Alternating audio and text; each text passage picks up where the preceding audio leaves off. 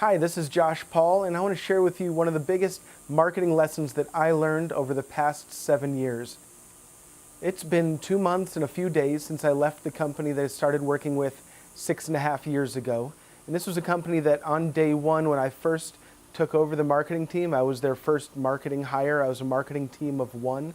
They had 8 to 10 leads coming in each month. And when we sold the company this past January, we were generating hundreds of leads each month with a very, very small marketing team and without increasing the marketing budget by $1. And so over the past couple months, as I've been transitioning out of that company, I've started thinking about what made the difference and how we were able to put systems in place that even after the company was sold and we didn't touch the website, we didn't add a single piece of new content, it's continued to generate leads day after day, and a couple hundred leads each month. And I just wanted to take a minute to share with you how I would summarize the biggest takeaway from the past 7 years. It was a roller coaster ride that I wouldn't give up, I wouldn't change for the world, but it wasn't always easy. But we found a way with a very small team and a very small budget to grow this company to the point that somebody wanted to buy the company, and they did, and they're doing very, very well right now. So if I had to sum up 7 years of in the trenches business-to-business marketing into one lesson, it would be that you as the marketer need to fight for your customers every day. That's not advice that you've probably heard before. What do I mean by you have to fight for your customers? You are your customers' advocates inside your company as the marketing team. You're advocating for your customer in the product development process. While somebody wants to build one shiny object, you know that what your customers really need is for you to fix this part of the product or help solving this other problem. As the marketing team, you're the one closest to the market, to your customers, and to where they are now and where they're heading. So you need to fight for them in the product development process.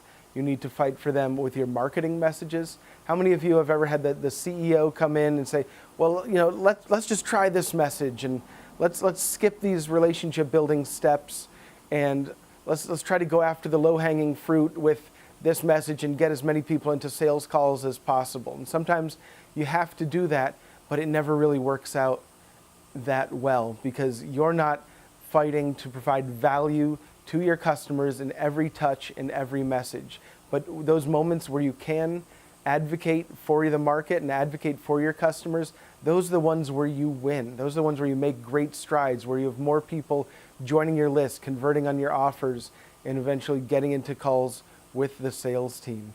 So you as the marketer need to fight for your customer. It's not you against them. It's not how can I get more of this other side to take me up on my offer. If you join their side and understand what they want, what's going to make their life easier and what's going to get them, make their day better, and you provide that to them, that is when you're really able to build strong, lasting relationships that lead to sales.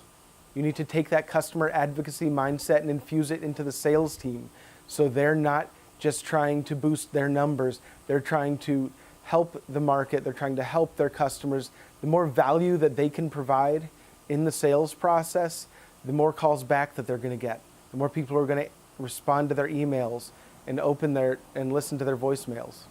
So the one takeaway after growing a company from 10 leads a month to 200 to 300 leads a month, and from 300 website visits a month to a consistent 16,000 a month in a very small market, is that every day you inside your company need to fight for your customers. They're not there to speak to themselves, and some of the things that go on within the walls of a company, some of the ideas that are created are just off the wall, insane, but that's all we have to work with. We're just bouncing ideas off each other. You need to bring in the customer's perspective and make sure that every touch and every message is built around them and they're going to find value in.